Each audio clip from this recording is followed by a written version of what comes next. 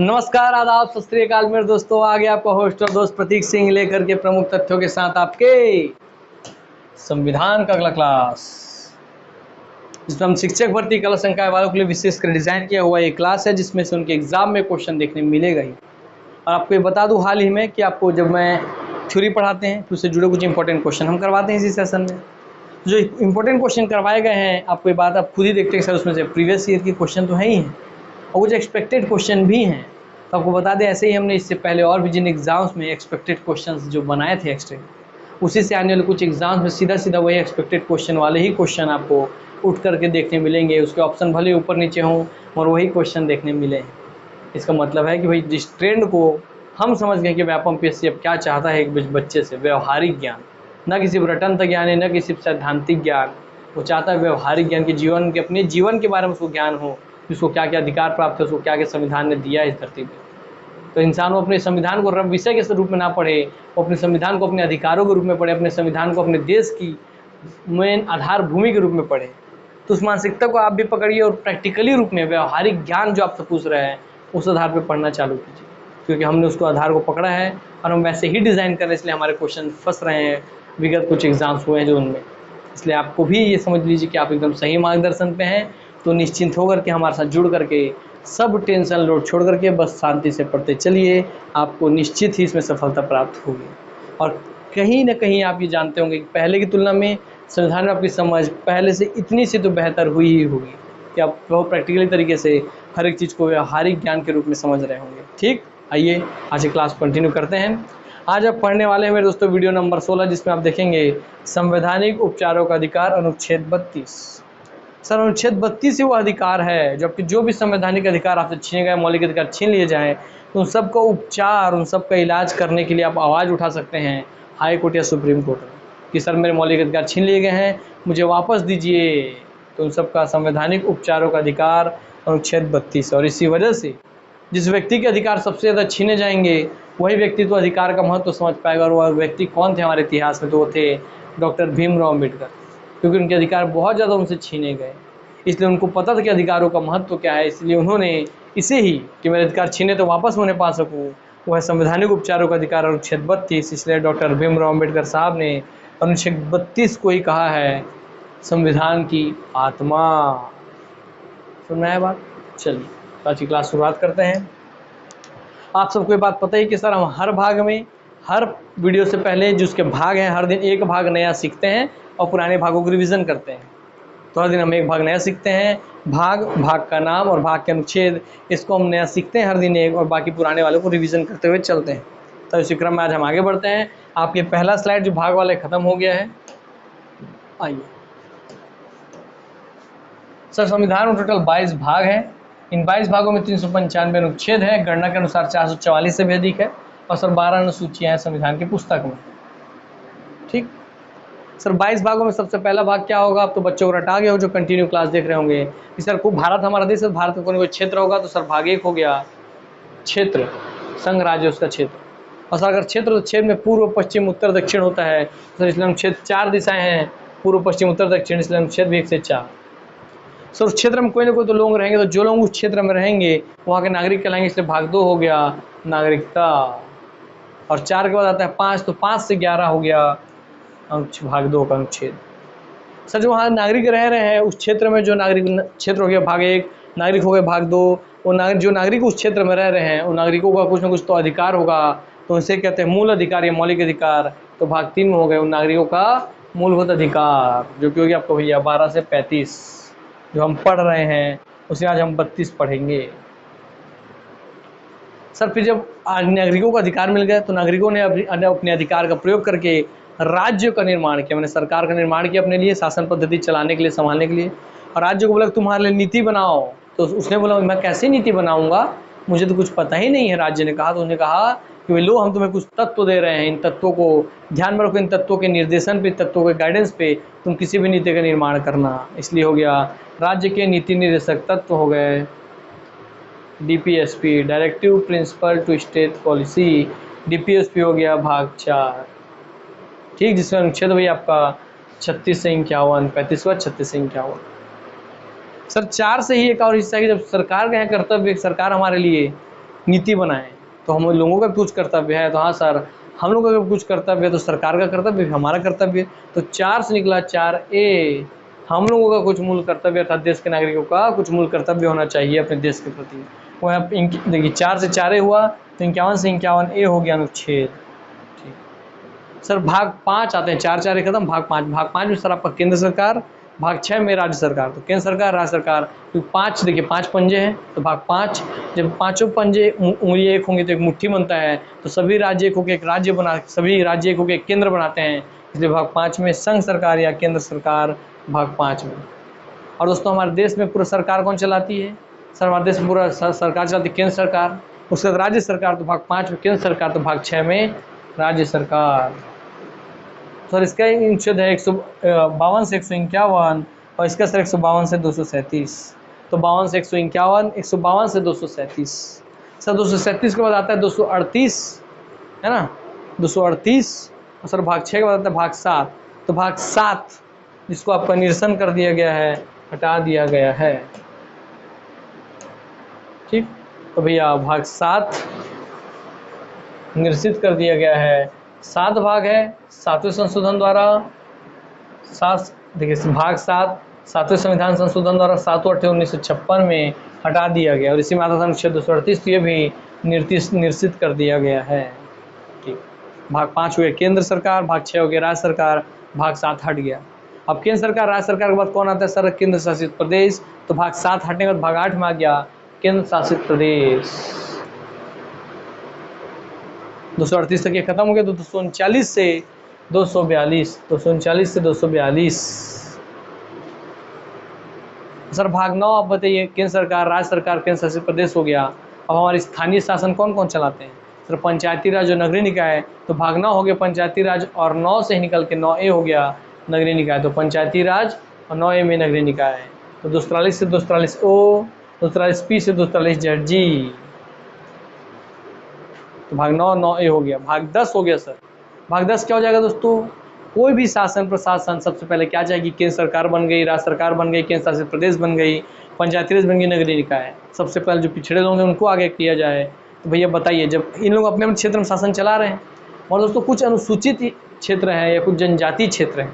अनुसूचित क्षेत्र मतलब जिसका जिक्र अनुसूचियों में किया गया है। तो अनुसूची आप जानते हैं सर 5 6, अनुसूची 6 में आप जानते हैं असम, मेघालय, त्रिपुरा, मिजोरम का क्षेत्र आता है।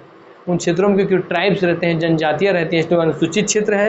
ये जनजातीय क्षेत्र, उन क्षेत्रों में जो शासन प्रशासन है वो जनजातियाँ खुद के माध्यम से चलाती हैं, और सरकार ने उनको उसकी स्वायत्तता दी हुई है कि आप अपने जनजातियों के जो भी नियम कानून है आप अपने स्तर पर सॉल्व कीजिए। जो समस्याएं हैं उनको सरकार ने स्वायत्तता दी हुई है, तो भी अपना खुद शासन चला रहे हैं। तो भाग 10 में क्या हो जाएगा? अनुसूचित और जनजातीय क्षेत्र का शासन। तो लीजिए भाग 10 अनुसूचित और जनजातीय क्षेत्र। भाग 10 तक हम लास्ट में भी पढ़ लिए थे। आज जो एक नया भाग हम इसमें ऐड करने वाले हैं वो है सर आपका भाग 11। ठीक, भाग 11 इसमें संघ और राज्यों के बीच संबंध। ठीक, इसको भी हमने बताया था मगर फिर भी याद रख लीजिए यहीं से। हाँ सर, भाग 11 देखिए, अब आपका संघ और राज्य दो हैं सर। भाग 5 में संघ, भाग 6 में केंद्र। तो दोनों बीच टकराव होगा, तो टकराव हो से अच्छा क्या है कि इसके इन दोनों बीच में संबंध अच्छे बन जाए। उसको भाग 11 में सुधार दिया गया, संघ और राज्यों के बीच संबंध हो। एक तरफ है सब भाग, तरफ संघ है, एक तरफ राज्य है, तो 1 और 1 11 हो गया, इसलिए भाग 11 में हो गया संघ और राज्यों के बीच संबंध। संघ और राज्यों के बीच संबंध भाग 11 में, अभी आपको याद रहेगा। ठीक, चलिए भाग 11 तक याद रखिए। इसके अंदर अनुच्छेद आता है भैया अनुसूचित और जनजातीय क्षेत्र में 244 और 44A, 44 और 44A बस आता है। और संघ और राज्यों के बीच संबंध में आता है 245 से 263। 44 के बाद 45 हो गया, 45 से 63, 63, 63। ठीक, तो 4 5 6 3 कैसे? 3 4 5 6, देखिए 3 4 5 6, तो 245 से 263। क्लियर हो गया? आपको याद रहेगा वैसे। ठीक, तो 245 से 263 संघ और राज्यों के बीच संबंध आते हैं 245 से 263 में। अनुसूचित और जनजातीय क्षेत्र का प्रशासन आता है 244 244A में। ठीक, चलिए ऐसे करके अब याद रखिए। भाग 11 तक आज आपको याद है। नेक्स्ट क्लास से हम भाग 12 पढ़ेंगे, फिर उसके बाद भाग 13, इस तरीके से हम पढ़ते चलेंगे। चलिए तो हम आते हैं दोस्तों आगे आज की क्लास की ओर। सर आपका हमारा यहाँ सीधा सीधा आपको किस में जाते हैं, मगर इससे पहले आपको वो टेबल आज नहीं लगा है। सर हम लोगों ने पढ़ना चालू किया था क्या भैया? मौलिक अधिकार। सर मौलिक अधिकार हमने पढ़ना चालू किया। देखिएगा पूरा चार्ट बनाऊंगा, आपके दिमाग में ऐसे चार्ट बने रहना चाहिए। सर मौलिक अधिकार जो कि था आपका 12 से 35 तक। सर इसमें आपका 12 था राज्य की परिभाषा, 13 था आपका सुप्रीम कोर्ट की शक्तियाँ, 14 से लेकर के 18 तक था समानता का अधिकार। सर 19 से लेकर के 22 तक था स्वतंत्रता का अधिकार। सर आपका 23 और 24 था शोषण के विरुद्ध अधिकार। जब व्यक्ति समान हो जाए फिर स्वतंत्र हो जाए तो शोषण के विरुद्ध अधिकार आवाज उठाता है, तो शोषण विरुद्ध अधिकार। सर आपको 25 से 28 था, जब शोषण से मुक्त हो गया तो आदमी अपने धर्म की ओर झुकता है, तो 25 से 28 को हो गया धार्मिक स्वतंत्रता का अधिकार। धार्मिक स्वतंत्रता का अधिकार। सर आपका आता है सर आपका 29 और 30 धर्म से जुड़ा हुआ आपका संस्कृति है, तो संस्कृति और शिक्षा का अधिकार। तो संस्कृति और शैक्षणिक स्वतंत्रता एंड शैक्षणिक स्वतंत्रता का अधिकार। फिर आपको आगे सर 31 तो आपका समाप्त हो गया है। हाँ सर 31 हो गया क्या? समाप्त। सर जिसमें संपत्ति का अधिकार था, ठीक। 44वें संविधान संशोधन 1978 द्वारा संपत्ति का अधिकार, है ना। तो लिखता हूँ 44वें संविधान संशोधन 1978 द्वारा, और डाला गया कहाँ? सर इसको यहाँ से निकाल करके डाल दिया गया है 300A में। चलिए फिर आपका आता है लास्ट में 32, वहाँ जब हम पढ़ने वाले हैं जो आपका संवैधानिक संरक्षण, संवैधानिक संरक्षण हो रहा हूँ, संवैधानिक उपचारों का अधिकार, उपचारों का अधिकार। इसके बाद आप देखेंगे 33, 34, 35 तो आपका पूरा खत्म हो जाएगा 12 से 35 तक। तो 12 से 35 तक आपके सामने मैंने रख दिया है। यहाँ से यहाँ तक आप उससे पढ़ चुके हैं, इसका रिवीजन करते रहिएगा, क्वेश्चन वहीं से देखने मिलेगा। आज हम पढ़ने वाले 32 संवैधानिक उपचारों का अधिकार, जिसके अंतर्गत 6 रीट जारी किए जाते हैं। आपके अलग अलग अधिकार अगर हनन हो रहा है तो उन अधिकारों को वापस प्राप्ति के लिए 6 प्रकार के रीट जारी किए जाते हैं। तो पहला क्वेश्चन यही बन गया कि किस अनुच्छेद में संवैधानिक उपचारों का अधिकार आता है? बोलेंगे 32 में। किस अनुच्छेद को या किस अनुच्छेद को डॉक्टर भीमराव अम्बेडकर ने संविधान की आत्मा कहा? तो बोलेंगे 32 संवैधानिक उपचारों के अधिकार को। तीसरा, उसके तहत कितने रीट जारी किए जाते हैं? हम बोलेंगे 6 रीट जारी किए जाते हैं। एक और क्वेश्चन क्लियर हो गई बातें? चलिए हम आ जाते हैं आपके इधर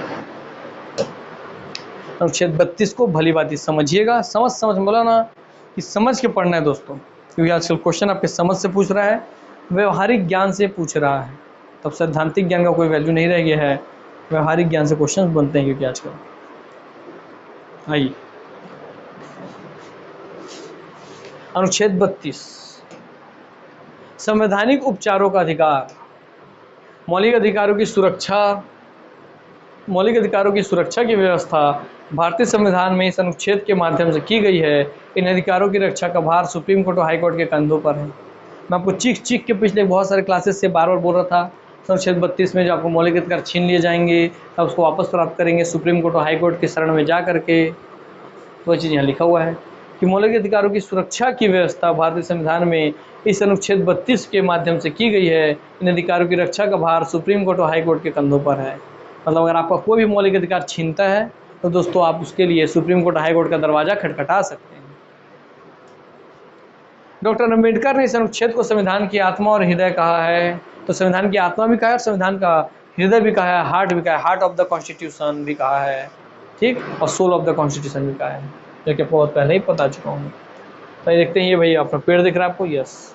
तो सर आपको पेड़ दिख रहा है, इस पेड़ में सबसे पहला क्वेश्चन क्या बनेगा? सर टोटल कितने प्रकार के अधिकार छीनने पर टोटल कितने प्रकार के रीट जारी करता है सुप्रीम कोर्ट हाई कोर्ट?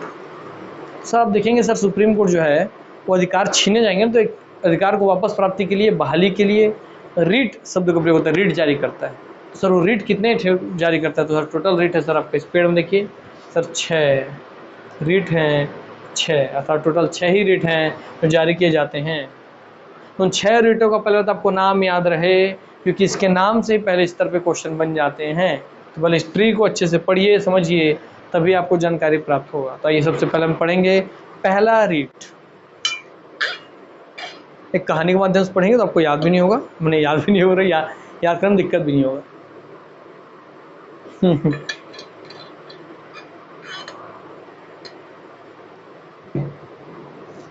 हाँ सर, रीट वन है सर आपका बंदी प्रत्यक्षीकरण, जिसको इंग्लिश में बोलते हैं आपका हैबियस कॉर्पस। क्या है? हबिस कार्पस लिखा है, मगर हैबियस कॉर्पस, हैबियस कॉर्पस ऐसा देगा, याद रखेंगे बस। हैबियस कॉर्पस जिसे बंदी प्रत्यक्षीकरण बोलते हैं। पहला क्वेश्चन तो यही कि आपको क्या दिख रहा है सर, एक नाम, उसके नीचे एक और नाम, एक नाम, एक और नाम, एक नाम, एक और नाम, एक नाम, एक और नाम। इस तरीके से याद रखना है। क्या बात कि इन नामों को ही कई बार आपस में पूछ देता है कि हैबियस कॉर्पस मतलब क्या परमादेश है, कोवरेंटो का मतलब क्या उत्प्रेषण है? नहीं। तो आपको याद रखना होगा कि हैबियस कॉर्पस का मतलब बंदी प्रत्यक्षीकरण है। ठीक, पहला क्या है सर, हैबियस कॉर्पस या बंदी प्रत्यक्षीकरण। इसके नाम को समझिए सर, बंदी को प्रत्यक्ष कीजिए हमारे सामने, अर्थात बंदी प्रत्यक्षीकरण की बंदी को हमारे सामने प्रत्यक्ष रूप से हाजिर कीजिए। जैसे कि आपको थोड़ा समझा देता हूँ सर, आपके मान एक पति एक पत्नी है, पुलिस आई अचानक से, रात में आई, खटखटा के उस पति को पकड़ के ले गई पुलिस ने, ले गया थाना, बोल के ले जाना पति को कि हम चलो तुम्हारे क्राइम किया, तुमको हम अंदर करेंगे। अब पत्नी जा रही है मिलने के लिए, ठीक, तो उसको जेल में उससे मिलने नहीं दिया जा रहा है, और 24 घंटे के अंदर न्यायालय में पेश करना है। आपको ये बात पता है, पुलिस ने 24 घंटे के अंदर न्यायालय में पेश भी नहीं किया है, और उस पत्नी को उसके पति से मिलने भी नहीं दिया जा रहा है। तो पत्नी को चिंता हो गई, कहीं लोग मेरे पति को मार तो नहीं दिया, इनकाउंटर तो नहीं कर दिया, कुछ और किसी केस में फंसा के कुछ और तो नहीं कर दिया। तो पत्नी जाती है वकील के पास, वकील साहब बोलते हैं कि अरे ऐसा बात है, कितने दिन हो गए? 2 दिन, 24 घंटा के अंदर पेश करना था, पेश भी नहीं किया है। वो जाकर देखिएगा पहले न्यायालय में कि क्या उस व्यक्ति के नाम से कोई केस पेश किया गया है मजिस्ट्रेट साहब के सामने, तो देखेंगे नहीं पेश हुआ है। तब जाकर के उस वकील की मदद से हाई कोर्ट में, सुप्रीम कोर्ट में आप वो औरत दायर करेगी क्या, बंदी प्रत्यक्षीकरण, मतलब केस ये दायर करेंगे कि मेरे पति को ये लोग मेरे को दिखा नहीं रहे, मिला नहीं रहे, सामने नहीं रख रहे। तब आपका जो हाई कोर्ट या सुप्रीम कोर्ट होगा, ये उस पुलिस को, जो उस एरिया का पुलिस थाना था, उसको भेजेगा चालान या सीट आपको भेजेगा, रिट जारी करके भेजेंगे, मैंने कागज़ समझिए, वो कागज़ में लिख के भेजेंगे बंदी प्रत्यक्षीकरण रीट या हैबियस कॉर्पस रीट, ऐसा उसका टाइटल होगा। और टाइटल का मतलब ये रहेगा कि जिसको तुमने बंदी बनाया है, पुलिस वालों जिसको तुमने बंदी बनाया है, उसको प्रत्यक्ष रूप से मेरे सामने प्रस्तुत कीजिए, क्योंकि ये उसका मौलिक अधिकार है। उसको आप अगर कैद करते तो आपने कारण भी नहीं बताया, और कारण जानना उसका अधिकार था। आपने उसको उसके वकील से बात करने नहीं दिया, ये भी उसका मौलिक अधिकार था, आपने उसका वो अधिकार भी छीन लिया। आपने उसके फैमिली मेम्बर को सूचित नहीं किया, आपने उसका वो अधिकार भी छीन लिया। आपको उसको 24 घंटे के अंदर पेश करना था, आपने वो भी नहीं किया, आपने उसको वो मौलिक अधिकार भी छीन लिया। अर्थात आपने उसके मौलिक अधिकारों का हनन किया है, तो उसके मौलिक अधिकार उसे वापस दीजिए, और 24 घंटे के अंदर अंदर मेरे सामने उस व्यक्ति को सशरीर, यार ये शब्द याद रखिएगा, सशरीर, पूरे शरीर के साथ, एकदम सही शरीर के साथ, पूरे सशरीर उसको मेरे सामने हाजिर कीजिए। तो जैसे ही ये रीट हाई कोर्ट या सुप्रीम कोर्ट बंदी प्रत्यक्षीकरण के बंदी को प्रत्यक्ष रूप से मेरे सामने लाओ, हैबियस कॉर्पस है ना, तो हैबियस कॉर्पस से बंदी प्रत्यक्षीकरण रीट जारी करेगा, तुरंत 24 घंटे के अंदर अंदर वहाँ पुलिस थाना उस व्यक्ति को सामने लाके खड़ा करना ही होगा। ठीक, वह जब खड़ा हो गया, उस व्यक्ति को लाके सामने किया गया, तो बताइए उस व्यक्ति को उसका अधिकार पुनः मिला कि नहीं?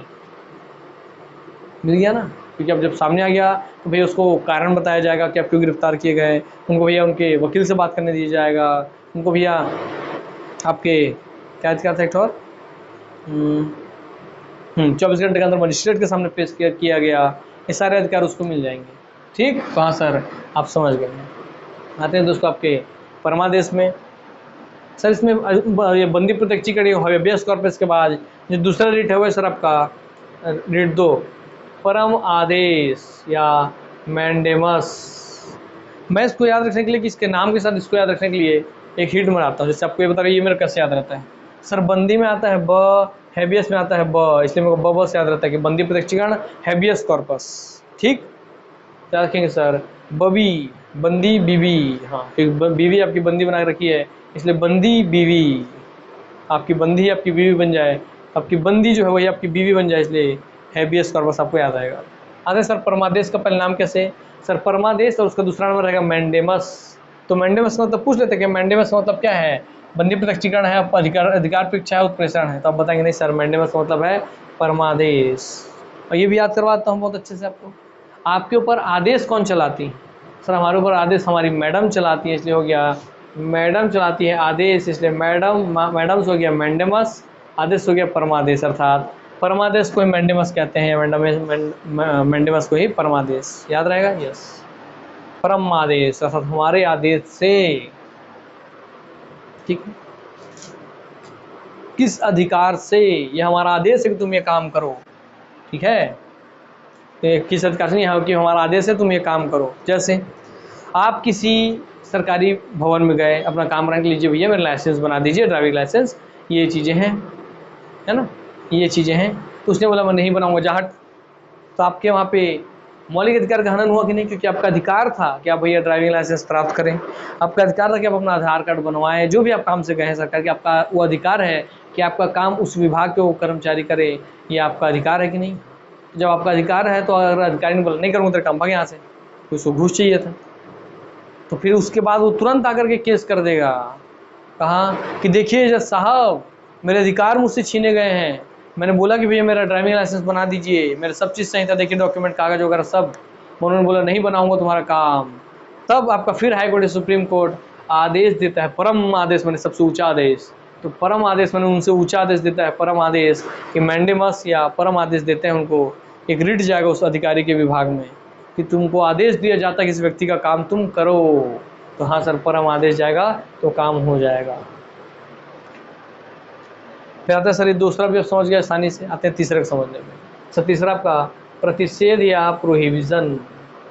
क्या प्रतिषेध या प्रतिषेध का मतलब आपको पता है सर कि हाँ सर रोकिए उसको, प्रतिषेध है वहाँ जाना, प्रतिषेध मैंने वहाँ जाना खतरे से खाली नहीं है, वहाँ नहीं जाना है तुमको मत जाओ, वहाँ जाना प्रतिषेध है, मेरे घर में ऐसे ही घुसना प्रतिषेध है।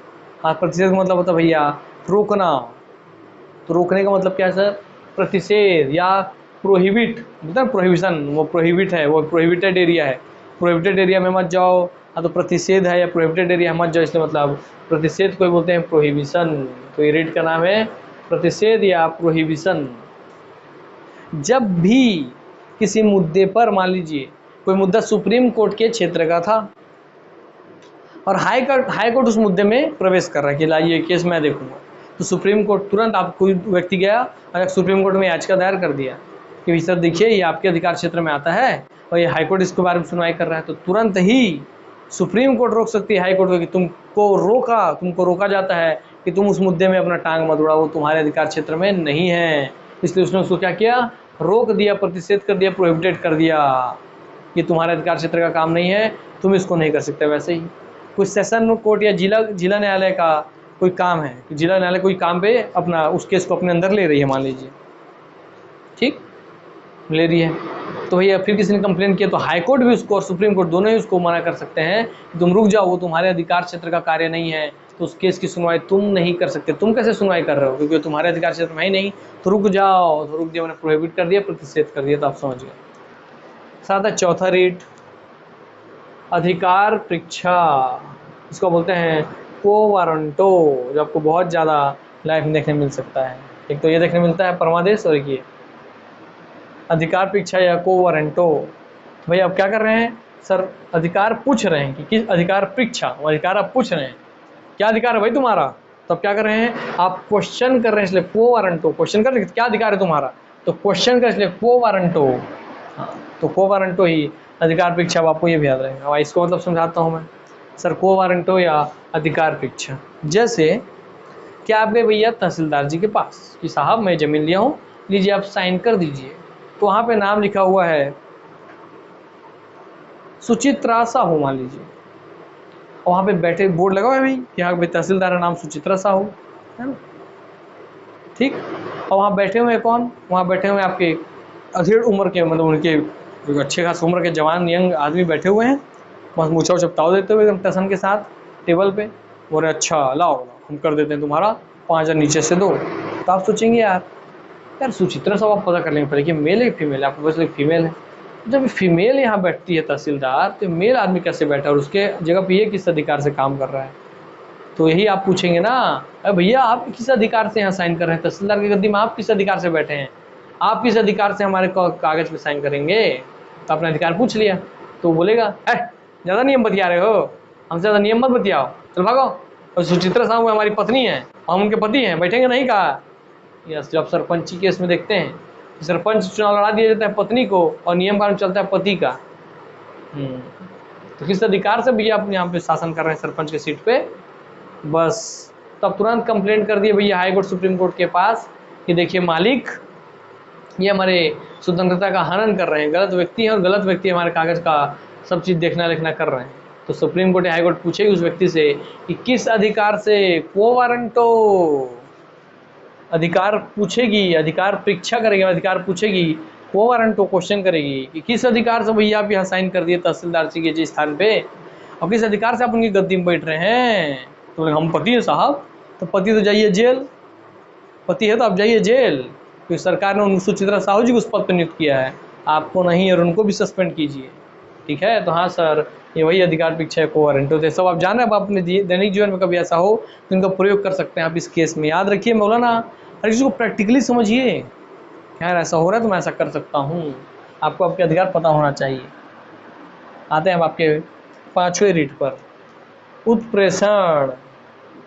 सर सियोररी, सर सियोररी बोलते हैं, सर टियोररी बोलते हैं, याद रखेंगे। उत्प्रेषण को यहाँ पे अभी रहने दीजिए, उत्प्रेषण को आपको आगे जब डिटेल आएगा तो आप समझिएगा। फिलहाल आप इसको समझिएगा, बंदी प्रत्यक्षीकरण, हैबियस कॉर्पस, सशरीर प्रस्तुत करो, परमादेश हम आदेश देते हैं काम करो, प्रतिशत मैंने रुको, वो तुम्हारा काम क्षेत्र नहीं है, अधिकार परीक्षण किस अधिकार से तुमने काम किया।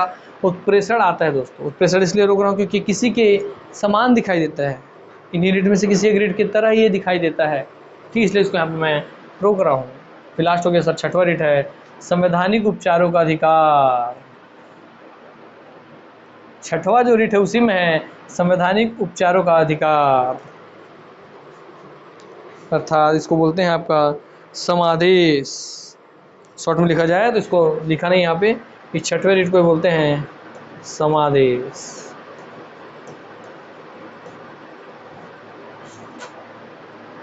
ठीक, समादेश बोलते हैं, इसी को इंग्लिश में बोलते हैं इंजेक्शन। इंजेक्शन ही है ना, इंजेक्शन है, इंजेक्शन।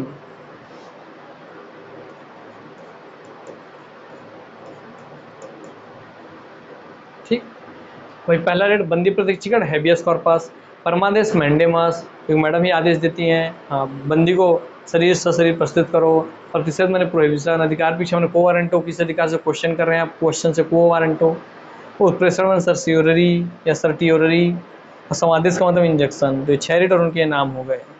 चलिए तब आते हैं भैया आगे, हम प्रवेश करते हैं। अब एक मिनट आगे तो बढ़ जाए। सुप्रीम कोर्ट और हाई कोर्ट के रीट क्षेत्राधिकार के अंतर्गत में अंतर, अगर सुप्रीम कोर्ट और हाई कोर्ट के रीट के क्षेत्राधिकार में अंतर, क्या क्या अंतर है वो देख लीजिए दोनों के। वही रीट जारी करने के अधिकार में सुप्रीम कोर्ट केवल मौलिक अधिकार के उल्लंघन पर रीट जारी करता है, कौन? Supreme court. अगर सिर्फ और सिर्फ आपका मौलिक अधिकार का हनन हो रहा है, उल्लंघन हो रहा है, तभी सुप्रीम कोर्ट रीट जारी करेगा। यह व्यक्ति और सरकार के प्रति प्राप्त होता है जो पूरे भारत राज्य क्षेत्र पर कार्य करता है, और सुप्रीम कोर्ट जो भी रीट जारी करता है वो व्यक्ति और सरकार के प्रति प्राप्त होता है, ठीक है, और वह पूरे भारत राज्य क्षेत्र पर कार्य करता है वह रीट।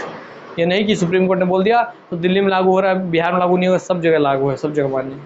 अपने न्याय क्षेत्र को नकार नहीं सकता है क्योंकि यह एक मौलिक अधिकार है, अर्थात जो भी है भैया सुप्रीम कोर्ट हाई कोर्ट वो अपने अधिकार क्षेत्र के अंतर्गत ही काम करेगा, अर्थात अपने न्याय क्षेत्र को नकार नहीं सकता है, उसको न्याय देना उसका अधिकार है, क्योंकि यह एक मौलिक अधिकार है।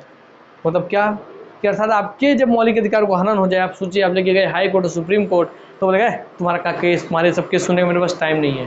दोस्तों सुप्रीम कोर्ट हो चाहे हाई कोर्ट हो, वो आपके केस को, आपको न्याय क्षेत्र है उसका, वो जो न्याय क्षेत्र है वो आपका नकार नहीं सकता कि मैं तुम्हारा केस नहीं लूँगा, क्योंकि उसके न्याय क्षेत्र के अंतर्गत ही आता है कि मेरे मौलिक अधिकार का अगर हनन हो रहा है तो सुप्रीम कोर्ट में जाऊंगा, ये उसके न्याय क्षेत्र में आता है। तो अगर उसके न्याय क्षेत्र में आ रहा है कि मेरे मौलिक अधिकार पे मैं जाऊँ वहाँ पे, तो मुझे नकार नहीं सकता कि वो मेरा केस नहीं लेगा या मेरे केस पर सुनवाई नहीं करेंगे, सुप्रीम कोर्ट तक को मना करने का हक नहीं है। क्योंकि यह एक मौलिक अधिकार है भैया, अनुच्छेद 32, और मौलिक अधिकार से मना नहीं कर सकता, नहीं तो आप सुप्रीम कोर्ट के खिलाफ भी कंप्लेंट कर सकते हैं सुप्रीम कोर्ट के दूसरे बेंच में कि भाई मेरे अधिकार, मैं अनुच्छेद 32 के साथ कंप्लेंट करने आया था, मेरे अधिकार नहीं सुने गए। हाई कोर्ट का देखते हैं। मौलिक अधिकार के अलावा अन्य कुछ विधिक अधिकार के लिए भी, जैसे आर्टिकल 265 टैक्स के संदर्भ में, 300A संपत्ति के संदर्भ में, 301 व्यापार के संदर्भ में, 326 सार्वभौमिक मताधिकार आदि के लिए हाई कोर्ट जाया जा सकता है। इसलिए कहा जाता है कि हाई कोर्ट का क्षेत्रीय विस्तार सुप्रीम कोर्ट से अधिक है। सर ऐसा क्यों बोल दे रहे हैं और ऐसा क्यों दिख रहा है हमको? अरे भैया बताइए कि हर व्यक्ति के लिए पॉसिबल है कि भारत के हर अलग अलग क्षेत्रों से दिल्ली पहुंच जाए? नहीं सर, सबसे ज़्यादा आदमी अपने राज्य के हाई कोर्ट तक तो ही जा सकता है ना। यस सर, इसलिए हाई कोर्ट का क्षेत्र हमको बड़ा दिखता है ना, क्षेत्र हमको बड़ा दिखता है, क्योंकि देखिए वो आपके मौलिक अधिकार का तो देखेगा ही मुद्दा हाई कोर्ट, उसके साथ साथ वो आपको अगर जो भी विधिक अधिकार है, जैसे कि 265 के तहत टैक्स के संदर्भ में आपको अधिकार प्राप्त है, और उस पर अगर कोई दिक्कत हो तो वो भी दिखेगा हाई कोर्ट। तो याद रखिए, टैक्स से जुड़ा कोई मुद्दा हो, बवाल हो, तो उसके लिए आप हाई कोर्ट जा सकते हैं। 300A संपत्ति के संदर्भ में, संपत्ति को लेकर कोई बवाल हो तो भी आप दोस्तों जा सकते हैं, किसमें? सुप्रीम हाई कोर्ट में जा सकते हैं। ठीक, हाँ सर, तो इससे याद रखिएगा सुप्रीम कोर्ट केवल मौलिक अधिकार दिखता है, हाई कोर्ट आपको संपत्ति का अधिकार, कर का अधिकार, टैक्स अधिकार सब दिख रहा है। व्यापार के संदर्भ में 301 दे सकता है, व्यापार के संदर्भ में, व्यापार से जुड़ा कोई मुद्दा हो तो भी आप जा सकते हैं अनुच्छेद 301 के तहत हाई कोर्ट। और सार्वभौमिक मताधिकार, आपके मताधिकार से जुड़ा कोई मुद्दा हो तो भी आप अनुच्छेद 326 के तहत जा सकते हैं हाई कोर्ट, अर्थात 301, 301 और 326, तो 256, इनको मार्क कर लीजिए, कौन कौन से 65, 265, 300A, 301 और दोस्तों आपका गया 326। 265 में है टैक्स से जुड़े मुद्दे में, 300 में संपत्ति से जुड़ा मुद्दे में, संपत्ति जुड़े मुद्दे में, 301 में है व्यापार से जुड़े मुद्दे में, और 326 में आपका सार्वभौमिक मताधिकार से जुड़े मुद्दे में। इन सब के लिए आप हाई कोर्ट जाया जा सकता है, इसलिए कहा जाता है कि हाई कोर्ट का क्षेत्रीय विस्तार सुप्रीम कोर्ट से अधिक है। ठीक, याद रखिएगा। तो हाई कोर्ट का ज़्यादा बड़ा क्षेत्र है सुप्रीम कोर्ट से भी, याद रखिए। यह संबंधित राज्य तक ही सीमित रहता है, मगर उसका अधिकार केवल अपने राज्य तक ही सीमित है। अर्थात छत्तीसगढ़ के हाई कोर्ट में कोई मध्य प्रदेश का आदमी आकर के कंप्लेंट नहीं करेगा कि मेरा अधिकार छीन लिया गया, या मेरे टैक्स में, मेरे संपत्ति में, मेरे व्यापार में भैया, या मेरे सार्वभौमिक मताधिकार में का अधिकार मुझसे छीना गया है, ऐसा कोई कंप्लेंट नहीं कर सकता। अर्थात हाई कोर्ट अपने क्षेत्राधिकार और छत्तीसगढ़ की सीमा तक ही सीमित रहेगी, या जो भी उसकी सीमा रहेगी उसके तहत, तो संबंधित राज्य तक ही सीमित रहता है हाई कोर्ट का दायरा। जबकि सुप्रीम कोर्ट क्या था, वो पूरे भारत के प्रत्येक क्षेत्र में मान्य था, इसलिए अंतर देखिएगा। यह नकार सकता है क्योंकि यह सुप्रीम कोर्ट पर भेज सकता है, तो आपका हाई कोर्ट नकार सकता है कि भैया ये मेरा काम नहीं है, ये जो आप मुद्दा लेके आए हैं ये सुप्रीम कोर्ट के अधिकार क्षेत्र में आता है, तो मैं इस पर न्याय नहीं दे सकता, अर्थात अभी काम मुझसे नहीं होगा, आप सुप्रीम कोर्ट लेके जाइए, तो ये नकार सकता है। और सुप्रीम कोर्ट नकार नहीं सकता दोस्तों, क्योंकि सुप्रीम कोर्ट तो अंतिम, उससे ऊपर कहाँ लेके जाएंगे आप, जैसे सुप्रीम कोर्ट को उस पर सुनवाई करना ही होगा। तो ये दोनों मंत्र याद रखिएगा, सुप्रीम कोर्ट नहीं नकार सकता, हाई कोर्ट नकार सकता है, क्योंकि इसके ऊपर आवाज उठाने के लिए सुप्रीम कोर्ट है। नोट, इसलिए सुप्रीम कोर्ट को मौलिक अधिकारों का प्रहरी या संरक्षक कहा जाता है। तो ये क्वेश्चन अपने आप में बना है कि मौलिक अधिकारों का सुरक्षा कर्मी, मौलिक अधिकारों का संरक्षक, या मौलिक अधिकारों का संरक्षण, या मौलिक अधिकारों का प्रहरी किसे कहा जाता है? तो आप बोलेंगे सुप्रीम कोर्ट को। सुप्रीम कोर्ट को, कि सुप्रीम कोर्ट ही हमारे मौलिक अधिकारों का संरक्षण करता है, संरक्षक है, प्रहरी है, चौकीदार है, जो आपको बोल रहे बोलिए। ठीक, तो शिक्षक भर्ती में इन्हीं कॉन्सेप्ट से क्वेश्चन देखने मिलेगा दोस्तों। डॉक्टर भीमराव अम्बेडकर ने संविधान की आत्मा किस अनुच्छेद को कहा है? अनुच्छेद 32 को कहा है। संवैधानिक उपचारों के अधिकार को डी हो गया। मौलिक अधिकारों का संरक्षक किसे कहा जाता है? आपको आसानी से प्राप्त है आंसर, कहा जाता है सुप्रीम कोर्ट को। देखिए संभावित प्रश्न आएगा आने वाले समय में आपके एग्जाम में। और सर जो रीट जारी करते हैं, वो जो मैं आपको बताया 6 रीट हैं, अब उन पर हम चर्चा कर लेते हैं थोड़ा थोड़ा। आइए, अनुच्छेद 32 के तहत सर्वोच्च न्यायालय, अनुच्छेद 32 के तहत सर्वोच्च न्यायालय और अनुच्छेद 226 के तहत हाई कोर्ट, उच्च न्यायालय व्यक्ति के मौलिक अधिकारों को प्रवर्त करने के लिए 5 प्रकार की रीट जारी कर सकता है। सर तो बोले टोटल 6 प्रकार के रीट होता है। हाँ दोस्तों 6 प्रकार का होता है टोटल रीट, मगर 5 प्रकार का रीट ही मेनली उपयोग होता है। ठीक, तो कुल रीटों की संख्या 6, मुख्य रूप से जारी होते हैं 5। ठीक, चलिए इसमें पूछ लेगा भाई कौन से अनुच्छेद के तहत ये जारी करते हैं, तो याद रखिए सर अनुच्छेद 32 के तहत सुप्रीम कोर्ट रीट जारी करता है,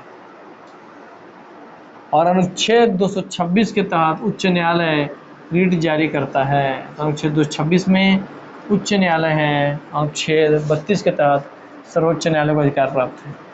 वो बोलेंगे ना आप भाई सर्वोच्च न्यायालय किस अधिकार से रीट जारी कर रहा है, तो बोलेगा अनुच्छेद 32, संविधान का अनुच्छेद 32 मुझे अधिकार देता है कि मैं रीट जारी करूँ, ये सर्वोच्च न्यायालय बोलेगा। और उच्च न्यायालय हाईकोर्ट बोलेगा, से कोई पूछेगा तुमको कौन अधिकार दिया रीट जारी करने का, तो हाईकोर्ट बोलेगा कि अनुच्छेद 226 मुझे अधिकार देता है कि मैं रीट जारी करूं। ठीक, तो याद 32 और 226 इसको भूलिए मत मेरे दोस्त, ये पूछता है ना, अनुच्छेद ही पूछ लेता है स्पेशली। हो गया। मौलिक अधिकारों को प्रवर्त करने के लिए 5 प्रकार के रीट जारी करते हैं, केवल मौलिक अधिकार से जुड़े हुए ही 5 प्रकार के रीट, आप ये समझ लीजिए एक तरीके से 5 प्रकार के रीट का स्पेलिंग है WRIT। अब प्रवर्त का मतलब दोस्तों आपस से प्रभावी करने के लिए। ठीक, यस, ये रीट निम्न है। अब वो कौन से रीट अभी आइए देखते हैं। सर एक पहला आपका बंदी प्रत्यक्षीकरण या हैबियस कॉर्पस, मैं आपको बताया था ना। हाँ सर ब से याद रखता हूँ, ब से बंदी और ब से बी एस करके, तो बंदी बीवी क्या बंदी है, ऐसे याद रख लीजिए। ठीक है, तो इसके नाम से पहले पूछ लेता है कि हैबियस कॉर्पस मतलब क्या, तो बताएंगे बंदी प्रत्यक्षीकरण रीट है। आइए इसके अंदर हम चलते हैं। जिस व्यक्ति को गिरफ्तार किया गया है उसको हमारे समक्ष प्रस्तुत करो, यह सरकार व निजी संदर्भ दोनों में लागू हो सकता है। अपवाद इसका क्या है, इसमें हैबियस कॉर्पस समझ गया ना, कि जिस व्यक्ति को गिरफ्तार किया उसको हमारे सामने समक्ष सशरीर प्रस्तुत करो। और इसका अपवाद देखिए, आपराधिक मामलों, संसद की अवमानना तथा न्यायालय की अवमानना में दोषी व्यक्ति पर यह जारी नहीं होगा। और आपका अगर इन तीनों मामले में अगर आदमी गिरफ्तार हो रहा है तो उस पर आपका रीट जारी नहीं होता। किन किन मामलों में, आपराधिक मामलों पर, है ना, संसद की अवमानना करने पर या न्यायालय की अवमानना करने पर दोषी व्यक्ति पर यह जारी नहीं होगा। उदाहरण भौरी देवी हत्याकांड राजस्थान। ठीक है, याद रखेंगे ये बात। अपवाद ऐसे ही आजकल क्वेश्चन आते हैं। किन किन मामलों पे, आपराधिक मामलों पे, संसद की अवमानना पे, न्यायालय की अवमानना पे। क्या क्या अवमानना माने क्या होता है कि संसद का आपने बदतमीजी की, अवमानना का मतलब समझिए बदतमीजी की, आप ऐसे समझ लीजिए। न्यायालय के साथ आपने बदतमीजी की, अवमानना मतलब बदतमीजी की। अगर आप संसद का साथ बदतमीजी करेंगे, न्यायालय के साथ बदतमीजी करेंगे, उनके लिए कुछ गलत शब्दों का प्रयोग कर लेंगे तो आपको गिरफ्तार करवा दिया जाएगा, है ना। और उन मामलों में दोस्तों आपको ये रीट जारी नहीं हो सकता। ठीक, तो आपराधिक मामले, संसद की अवमानना, न्यायालय की अवमानना में रीट जारी नहीं हो सकता। आते हैं दूसरा परमादेश। बोला आदेश कौन देती है, सर मैडम देती है, क्योंकि मैंडेमस से मतलब मैडम ने आदेश दे दिया, तो परमादेश मैंडेमस, इसका मतलब है आदेश देना जा रहा है, परमादेश। इसका अर्थ है हम आदेश देते हैं, ये पूछता है, पहला लाइन पूछता है भाई बंदी प्रत्यक्षीकरण का मतलब क्या है, समक्ष प्रस्तुत करो या सशरीर प्रस्तुत करो, ये लाइन पूछता है ना, कि समक्ष प्रस्तुत करो या सशरीर प्रस्तुत करो, सशरीर प्रस्तुत करो। इसका मतलब क्यों इतने छोटे शब्दों में पूछ लेता है।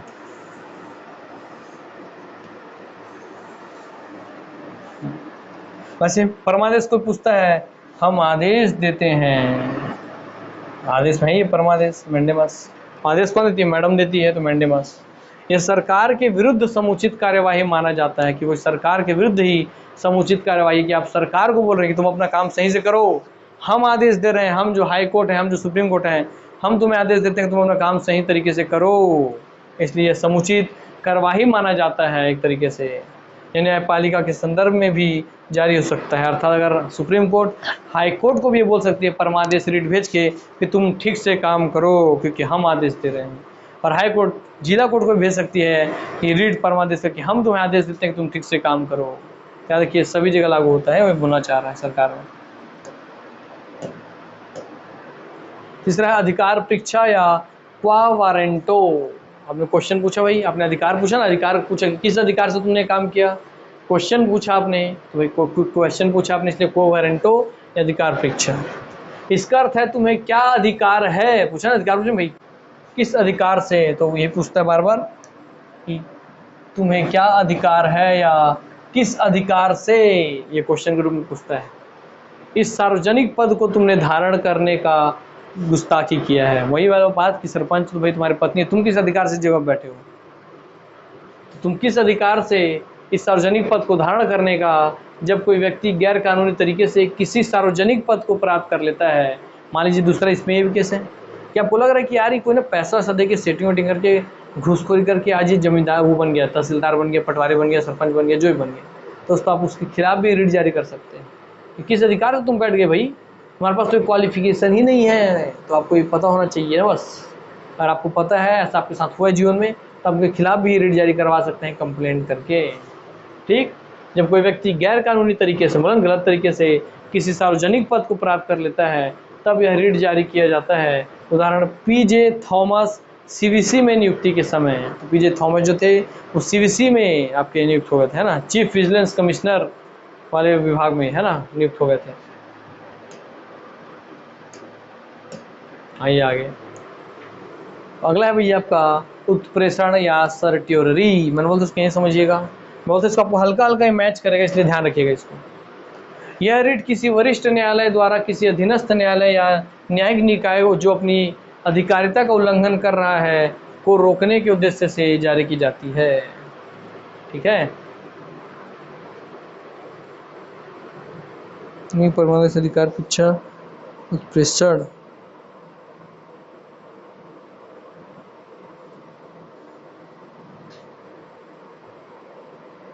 ठीक, क्या रखेंगे एक चीज और, हाँ चलिए, हाँ सर, तो उत्प्रेषण जो सर यही बोल रहा है, देखिए ध्यान से कि यह रिट किसी वरिष्ठ न्यायालय द्वारा अधीनस्थ न्यायालय या न्यायिक निकाय को जो अपनी अधिकारिता का उल्लंघन कर रहा है को रोकने के उद्देश्य से जारी की जाती है।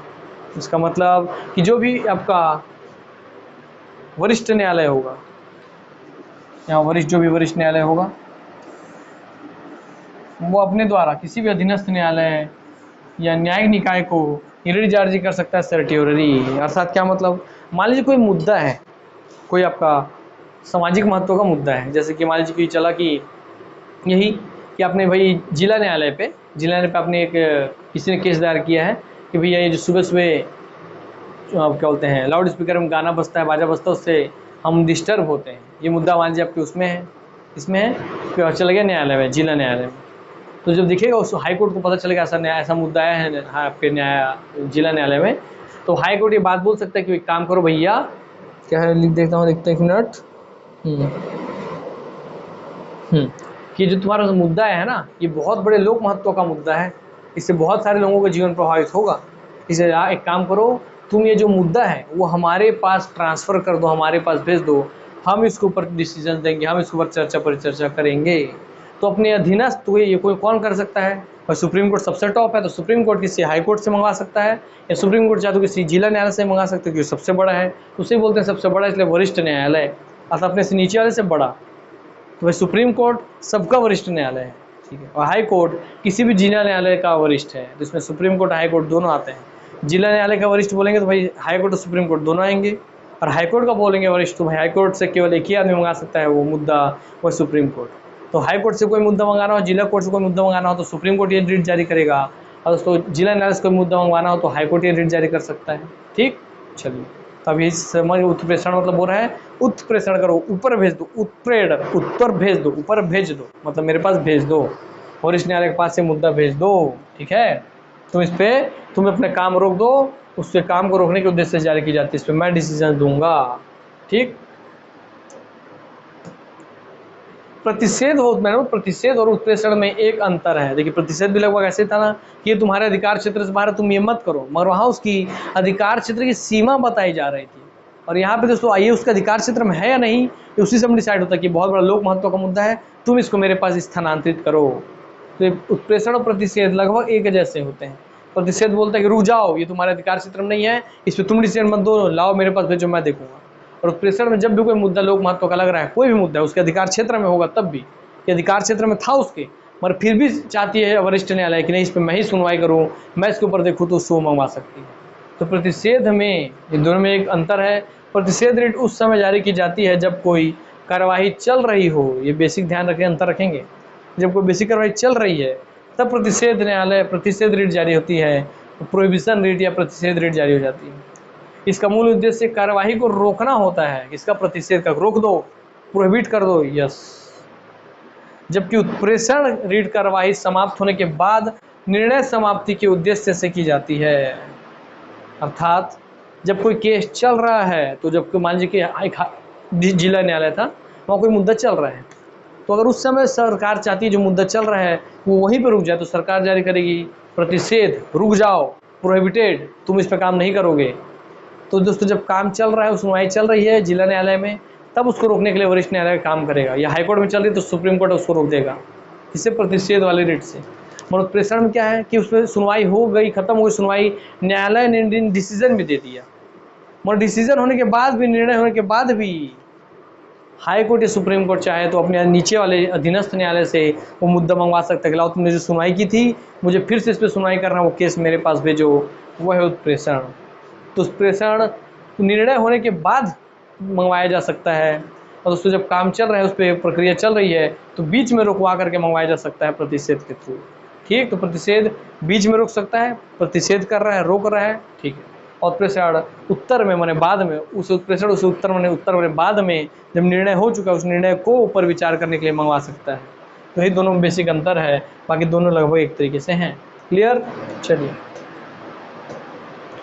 प्रतिषेध, प्रोहिबिशन, और देखिए अब कहीं कहीं उत्प्रेषण और दोस्तों आपकी ये प्रतिषेध, ये केवल न्यायालय के बीच में काम हो रहा है कि नहीं, इससे ही हंसता, तो कहीं ना कहीं ये न्यायालयीन रिट भी कहलाते हैं। क्या? न्यायिक रिट या न्यायालयीन रिट भी कहलाते हैं, जुडिशरी रिट भी कहलाते हैं। ठीक, हाँ, आइए, किसी भी न्यायिक या अर्ध न्यायिक संस्था के विरुद्ध जारी हो सकता है कौन? प्रतिषेध। कोई अगर न्यायिक संस्था है तो भी, और अर्ध न्यायिक संस्था है तो भी उसके खिलाफ जारी हो सकता है प्रोहिबिशन, प्रतिषेध। इसके माध्यम से न्यायालय के न्यायिक अर्ध न्यायिक संस्था को अपने अधिकार क्षेत्र से बाहर निकलकर कार्य करने से रोकती है। वही बोला कि अधिकार रोक दी उसको भैया। अरे कब रोकी? जब उस पर कार्यवाही कर रहा था, कार्यवाही चल रहा था, प्रोसेस के बीच में ही रोक दिया। ठीक, तो प्रोहिबिशन आपको पता है। प्रतिषेध रिट का मुख्य उद्देश्य किसी अधीनस्थ न्यायालय को अपनी अधिकारिता का अतिक्रमण करने से रोकना है। ये आपके अधिकार क्षेत्र में नहीं आता है, रुक जाओ वहीं पे, कि तुम्हारे अधिकार क्षेत्र में नहीं आता, इस पर तुम सुनवाई नहीं करोगे, हम करेंगे इस पर सुनवाई। इसलिए वही बोल रहा है कि उसके किसी भी अधीनस्थ न्यायालय को अपनी अधिकारिता का अतिक्रमण करने से रोकता है। ठीक है, कि अपने अधिकार क्षेत्र से बाहर मत जाओ, रुक जाओ। तथा विधायिका या कार्यपालिका या किसी निजी व्यक्ति या निजी संस्था के खिलाफ इसका प्रयोग नहीं होता है। इसका मतलब क्या? ये सिर्फ न्यायालय के बीच में ही रिट जारी होता है, प्रतिषेध या प्रोहिबिशन। इसलिए आपका दोस्तों प्रतिषेध या प्रोहिबिशन आपका न्यायिक रिट है। क्लियर होगी बात? न्यायिक रिट या न्यायालयीन रिट है, और यही नहीं, उत्प्रेषण भी आपका न्यायालयीन रिट है, आपने देख लिया होगी। तो शिक्षक और सहायक शिक्षक वालों के लिए भैया देखिए एग्जाम में कैसे क्वेश्चन बनते हैं, ये प्रीवियस ईयर क्वेश्चन ही है। यदि कोई व्यक्ति गैर कानूनी तरीके से किसी सार्वजनिक पद को प्राप्त कर लेता है तो उस पर कौन सा रिट जारी होगा? भैया किसी गैर कानूनी तरीके से प्राप्त कर ले, क्या बोलेंगे आप? किस अधिकार से इस पर बैठे हो भैया, किस अधिकार से? आपने क्वेश्चन पूछ रहे हैं, को वारंटो, किस अधिकार से? तो अब जारी होगी सर, को वारंटो, किस अधिकार से? आप अर्थात उससे अधिकार पूछ रहे हैं, अधिकार परीक्षा रिट या को वारंटो, बी हो गया। ठीक है ना? तो यदि कोई व्यक्ति गैर कानूनी तरीके से किसी सार्वजनिक पद को प्राप्त कर ले तो उसके खिलाफ कौन सा रिट जारी होगा? अधिकार परीक्षा या को वारंटो, कि किस अधिकार से तुम इस पद पर बैठे हो। ठीक, याद रखिएगा, ये सब आपको याद रहना चाहिए। और देखिए ये किसी न किसी कार्यालय के ऊपर भेजा गया ना को वारंटो, इसलिए दोस्तों जो को वारंटो होता है ये दोस्तों आपका कार्यालयीन रिट का, ये कार्यालयीन रिट कहलाता है, क्योंकि किसी भी कार्यालय को भेजा जा सकता है, इसलिए इसे कार्यालयीन रिट कहते हैं। जबकि उत्प्रेषण और प्रतिषेध न्यायालयीन रिट है, क्योंकि न्यायालय के बीच में ही काम होता है उससे। ठीक, तो कार्यालयीन रिट कौन है, न्यायालयीन रिट कौन है, आपसे पूछ सकता है। आते आगे, अवैध गिरफ्तारी की दशा में निम्नलिखित में से कौन सी रिट जारी होती है? तो आप बोलेंगे सर बंदी को हाजिर करो, बंदी को प्रत्यक्ष लाओ मेरे सामने, बंदी प्रत्यक्षीकरण या सशरीर प्रस्तुत करो। तो हाँ सर, आपका आंसर आ गया बंदी प्रत्यक्षीकरण। ठीक है, हैबियस कॉर्पस, तो आंसर सी, बंदी प्रत्यक्षीकरण या हैबियस कॉर्पस, जब अवैध गिरफ्तारी हो तो उस दशा में।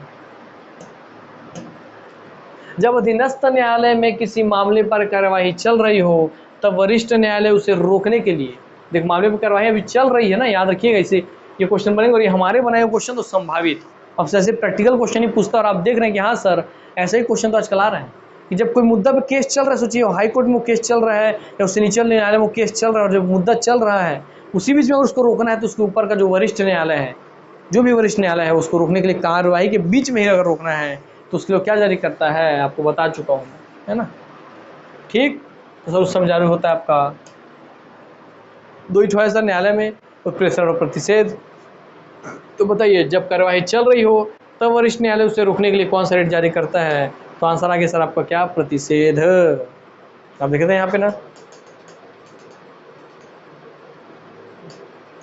प्रतिषेध रेट का मुख्य उद्देश्य किसी अधीनस्थ न्यायालय को अपनी अधिकारिता का अतिक्रमण कर से रोकना है तथा विधायिका कार्यपालिका, इसके भी और पीछे आते हैं, यहाँ दिया है। प्रतिषेध और प्रेषण में एक ही अंतर है कि प्रतिषेध रेट उस समय जारी की जाती है जब कोई कार्यवाही चल रही हो, जब कार्यवाही चल रही है तो प्रतिषेध, तो भाई जब चल रही है मैंने प्रथम स्थिति है तो इसलिए पर से प्रथम पद से प्रतिषेध जारी करेंगे, और उत्तर मैंने बाद में जब निर्णय हो चुका है तब आपको उससे मंगवाना है मुद्दा तो प्रेषण जारी करेंगे उत्तर बाद में। ठीक, तो चल रही हो तो प्रतिषेध और मुद्दा हो गया और निर्णय हो गया हो तो प्रेषण।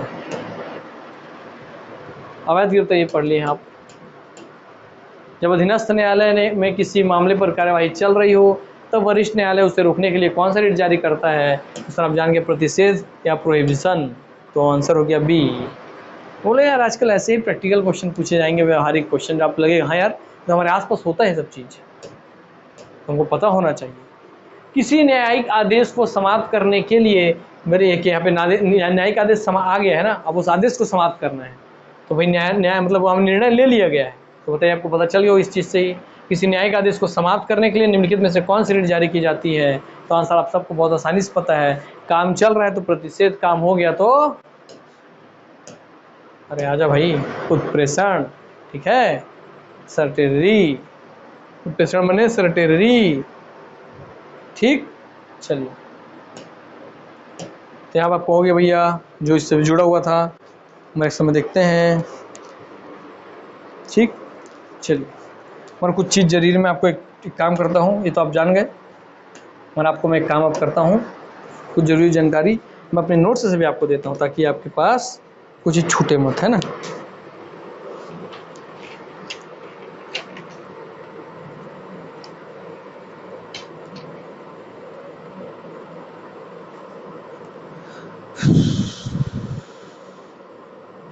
तो कितने मौलिक अधिकार थे सर आपके, 5 मौलिक अधिकार थे, याद है ना, 6वें नंबर पे तो भैया थे संवैधानिक उपचार का अधिकार, तो 5 मौलिक अधिकार अर्थात समानता का अधिकार, स्वतंत्रता का अधिकार, शोषण के विरुद्ध अधिकार, धार्मिक स्वतंत्रता का अधिकार, संस्कृति व शिक्षा का अधिकार। ये 5 अधिकार अगर आपके छीने जाएंगे तो उसी छीने जाने की स्थिति में अपन अनुच्छेद 32 के तहत ही हाई कोर्ट सुप्रीम कोर्ट से अपने अधिकारों की प्राप्ति के लिए बात कर सकते हैं, अनुच्छेद 32 के तहत। ठीक, और जो 6 रिट हैं इसमें से, जिसमें से आपको बता दूं मैं, जो समादेश आपने पढ़ा था, समादेश आपको मैं चार्ट बना दे रहा हूँ, लिखते चलिए।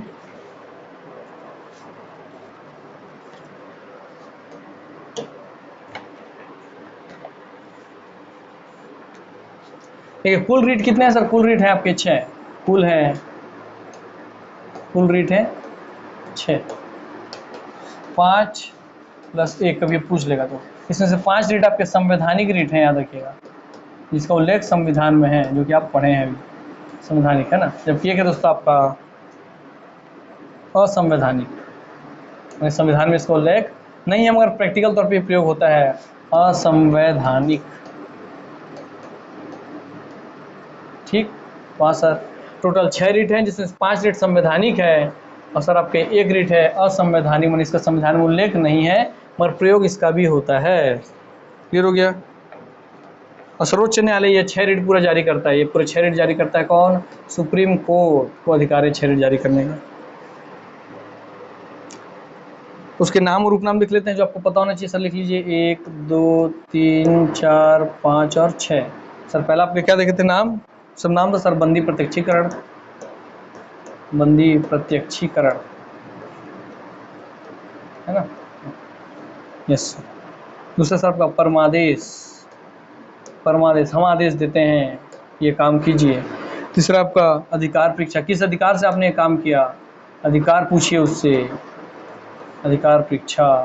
तो गलत तरीके से अपने पद पे बैठ गया तो भाग 4 भाई आपका उत्प्रेषण, कि आपका निर्णय हो गया उसके बाद कोई मामला अगर सर आपको लेके जाना है, जैसे आप देखते होंगे मूवी में कि आपको हाई कोर्ट ने सजा दे दिया तो क्या बोलते हैं, फिर जिला न्यायालय ने सजा दी तो क्या बोलते हैं, आप डरिए मत, मैं ये मामला हाई कोर्ट तक लेके जाऊंगा, तो उत्प्रेषण है वो।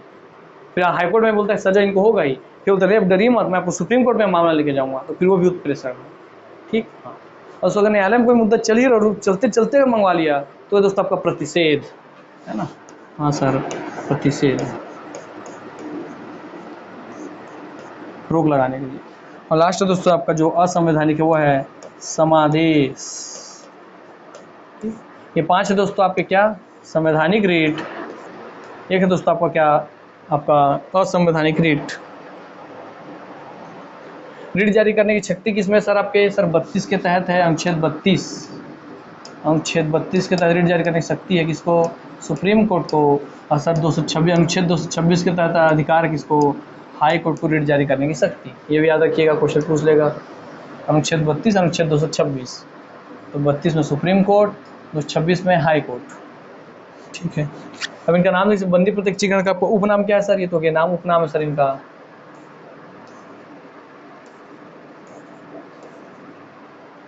सर बंदी प्रत्यक्षीकरण का हैबियस कॉर्पस,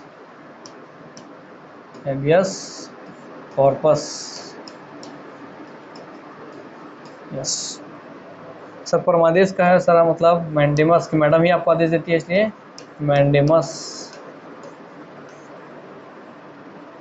अधिकार परीक्षा का मतलब सर आपका को वारंट, मैं बोला था ना आपको कि आपको जब मैं पढ़ाऊंगा तब आपको प्रैक्टिकली पता चल जाएगा भाई कौन सा रीट कहाँ आप उपयोग कर सकते हैं, एकदम प्रैक्टिकल नॉलेज। सर उत्प्रेषण बने सर टेररी, इसको बोलते हैं सर टेररी, टेररी या टेरी, सर टेररी, ठीक, सर टेररी, सर टेररी ऐसा, ठीक। अधिकार परीक्षण को वारंट किस अधिकार से, सर टेररी। इसको है प्रोहिबिशन, प्रतिषेध मतलब प्रोहिबिशन, प्रोहिबिट किया जाता है, आपको रोका जाता है। तो समादेश का नाम इंजेक्शन, इंजेक्शन, इंजेक्शन, ठीक। चलिए, इसमें ये पूछ लेगा दोस्तों हैबियस कॉर्पस ये किस शब्द का लैंग्वेज है, सर ये एक होता है आपका लैटिन लैंग्वेज का है, लैटिन, लैटिन, लैटिन शब्द है। हैबियस कॉर्पस आपका एक लैटिन शब्द है, बाकी ये पूरे जितने हैं इस आपके सब के सब आपके ये अंग्रेजी शब्द है, इंग्लिश के शब्द हैं, ठीक। तो याद रखेंगे हैबियस कॉर्पस आपका लैटिन शब्द है, किस भाषा का शब्द है, तो आपके लैटिन भाषा का शब्द है। ये तो हो गया भैया ये इसका काम।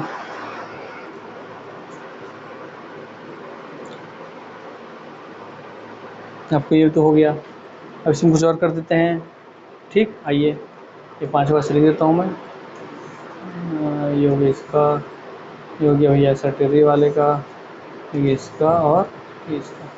सर ये तो आप बहुत अच्छे जानते हैं सर, उत्प्रेषण और प्रतिषेध जो है, उत्प्रेषण सटेरी और प्रतिषेध प्रोहिबिशन, ये दोनों सर आपके न्यायालयीन रीट है, न्यायालयीन, ऐसा क्वेश्चन बन जाता है ना, इनमें कौन कौन सा रीट आपका न्यायालयीन रीट है, न्यायालयीन रीट है ये, ठीक।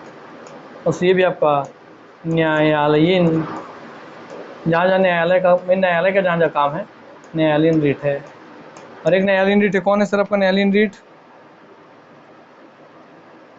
हो गया न्यायालयीन रीट हो गया है ना, मतलब न्यायालय के बीच में, आपस में सिर्फ न्यायालय के बीच में ये दोनों रीट जारी होते हैं, कौन, उत्प्रेषण और सटेरी। जब निर्णय हो गया भाई, निर्णय हो गया तो इसको लिख दो निर्णय, निर्णय हो जाए तब आपको उत्प्रेषण, और कार्यवाही चलती रहे, कार्यवाही चल रही हो तो आपका प्रोहिबिशन, आपको ये भी याद रहेगा, ठीक। और दोस्तों यहाँ देखिए आपका यहाँ बंदी प्रत्यक्षीकरण हो जाता है कि उसको 24 घंटे के अंदर अंदर सशरीर प्रस्तुत करो, सशरीर प्रस्तुत करो।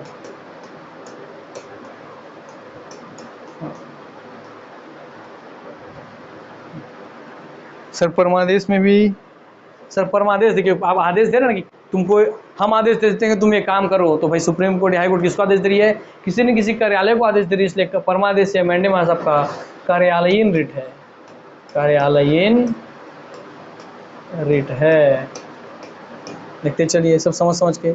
अधिकार पूछेगा किस अधिकार से तुमने काम किया, इसलिए अधिकार परीक्षा दोस्तों आपका एक उस कार्यालय को पूछेगा ना किस अधिकार से तुम बैठे हो तहसीलदार के पद पे, तो हाँ सर ये भी आपका एक कार्यालयीन रीट है। बाकी आपका उत्प्रेषण और प्रतिषेध न्यायालयीन रीट है। और दोस्तों जो समादेश है इंजेक्शन, ये भी आपका एक कार्यालयीन रीट है।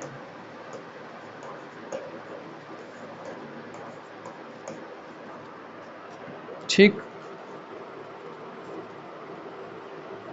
और मान लीजिए सर समादेश कब जारी होता है, तो इसका मैं आपको जानकारी बता दूं कि भैया मान लीजिए कोई आदमी आपका, देखिए यहाँ तो क्या था कि भाई अब अधिकार कि आप यहाँ कोई आदमी गलत तरीके से बैठा है, गैर कानूनी तरीके से उस पद पे बैठा था, बोले किस अधिकार से आप उस पद पे बैठे हैं, आप हट जाइए, है ना। या फिर आप क्या है परमादेश हम आदेश दे रहे तुम वो काम करो। मगर यहाँ पे है कि अगर कोई व्यक्ति सही मायने में क्वालिफाइड है, सही मायने में हर चीज़ निकाला एग्जाम और लिख निकाल के हर एग्जाम अपने पद पे बैठ गया है, और अपने पद पे बैठने के बाद उसका फर्ज है कि वो तहसीलदार है तो ज़मीन का काम करे, वो ये काम है तो उसको हर एक काम करे, तो उसका जो कर्तव्य है, अगर वह व्यक्ति अपने कर्तव्यों का उस पद पे सही मायने में अपने अधिकार से ही बैठा है, मगर अपने पतीय कर्तव्य को, उस पद का जो कर्तव्य अर्थात अपने पद से जुड़े कर्तव्यों का पालन नहीं कर रहा है, वो सही मायने में बैठो पर मैं तेरा काम नहीं करूँ भाग यहाँ से, तो भाई अगर ऐसा कर रहा है, इसलिए समादेश आपके परमादेश की तरह दिखता है। तो अगर कोई अपने पतीय कर्तव्यों का पालन ना करे तभी ये जारी करते हैं। ठीक। और इसमें भी आपका जैसे यहाँ था ना परमादेश मैंने हम आदेश देते हैं, यहाँ भी समादेश हम आदेश देते हैं, इसलिए दोनों में आदेश है दोस्तों। अर्थात यहाँ भी आपका क्या होता है, परमादेश की तरह ही अपने कर्तव्यों का पालन ना करने पे जारी किया जाता है रिट। ठीक।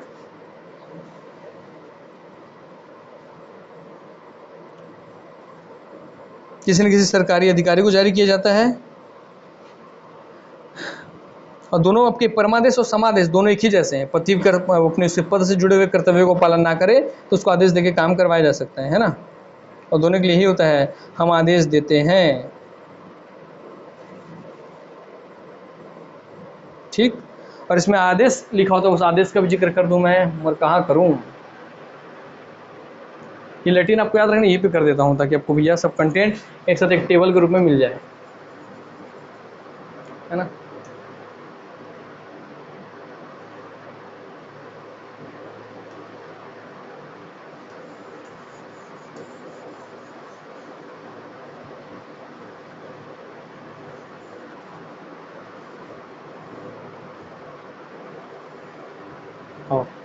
आदेश भी लिख दे रहा हूँ, उसमें आदेश क्या क्या होता है उस आदेश को भी लिख लीजिए आप।